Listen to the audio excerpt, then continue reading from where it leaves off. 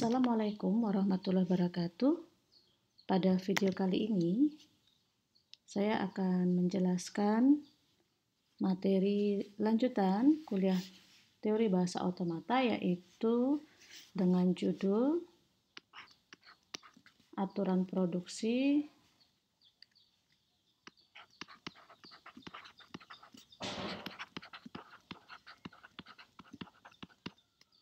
untuk finite state automata.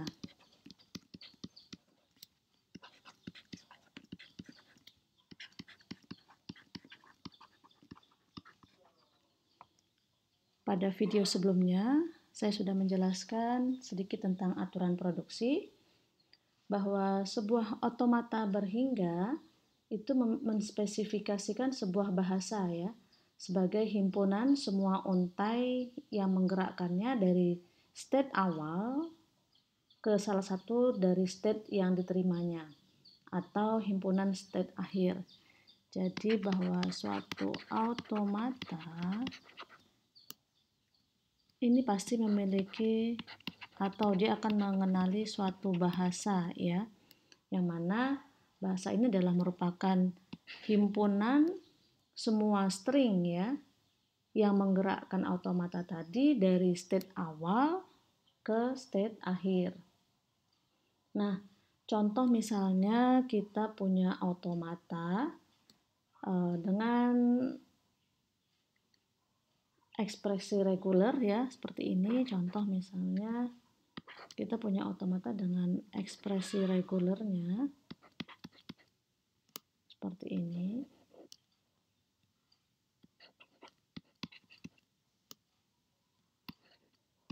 Nah, ya ini adalah pola untuk string ya, pola untuk string yang diterima oleh suatu automata yang dinyatakan dengan ekspresi reguler.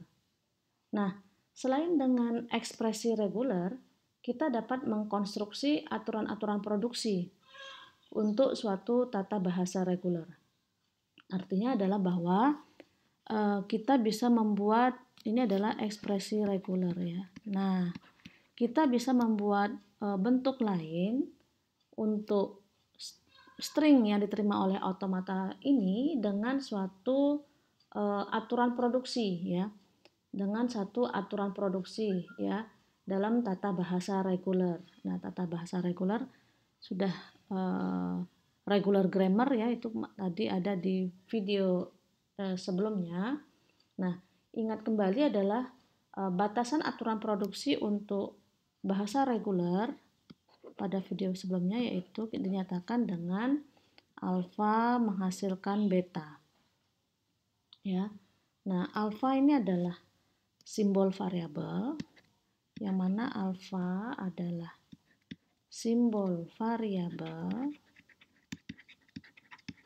kemudian beta ya, beta ini adalah maksimal memiliki sebuah simbol variabel, maksimal memiliki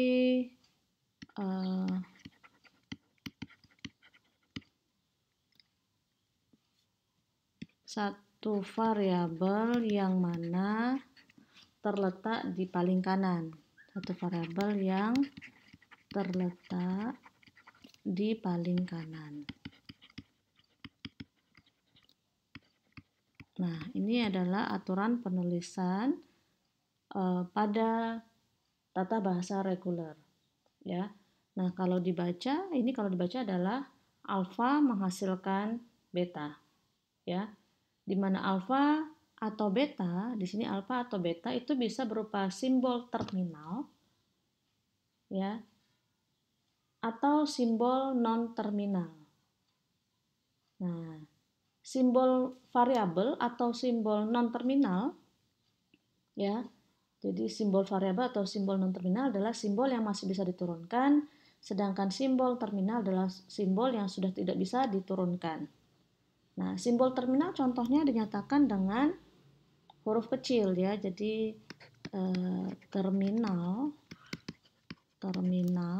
ini dinyatakan dengan huruf kecil ya. Kemudian ini terminalnya adalah simbol yang sudah tidak bisa diturunkan lagi ya. Sedangkan non-terminal itu biasanya dinyatakan dengan huruf besar. Huruf besar ya. Nah, kemudian tidak bisa diturunkan kembali. Jadi ini misalnya kalau huruf kecil itu adalah misalnya A, B, C gitu ya. Sedangkan huruf besar ini yang untuk variabel atau non-terminal ini dinyatakan dengan huruf besar A, B, dan C. Begitu ya. Nah, suatu tata bahasa atau grammar ya, ini dinyatakan dengan 4 tupel. Nah, ini G itu adalah grammar. Itu dinyatakan dengan 4 tupel, yaitu V, T, P, dan S. Nah, apa itu V? V ini adalah himpunan simbol variabel atau non-terminal. Jadi V ini adalah himpunan, ya, himpunan simbol variabel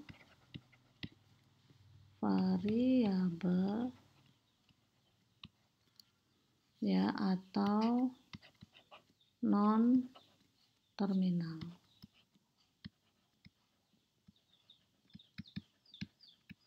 Nah, kemudian T adalah himpunan terminal ya. Himpunan simbol terminal.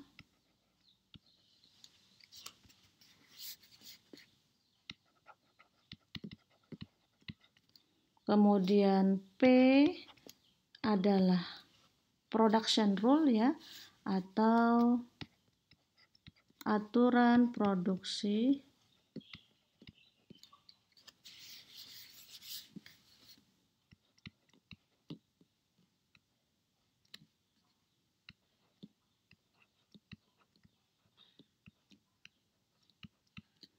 Kemudian S adalah simbol awal dari automata tersebut ya. Jadi ini S-nya adalah simbol awal atau start simbol ya.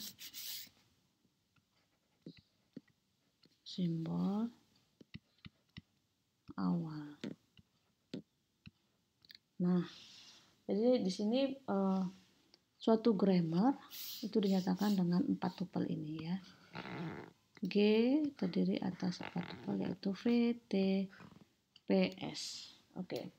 Nah, selanjutnya kita akan melihat bagaimana kumpulan aturan produksi untuk suatu finite state automata ya.